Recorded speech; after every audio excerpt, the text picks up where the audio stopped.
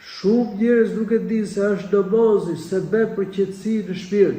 Nëse do të falim namaz, Allahu i Rasul na jep kënaqësi dhe qetësi.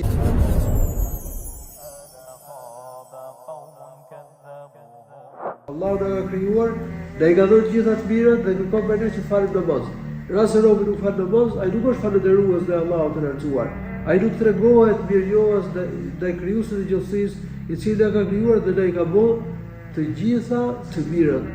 Prandaj dhe falja e namazit na jep qetësi dhe jep kënaqësi. Padyshim që ata që falin namaz do kenë mirësi të mëdha në botë, do kenë mirësi të shumta në ahiret. Dhe një nga mirësitë e namazit është se Allahu i lartësuar u jep preje, u jep qetësi, u jep kënaqësi atyre që falin namaz në shpirtrat e tyre.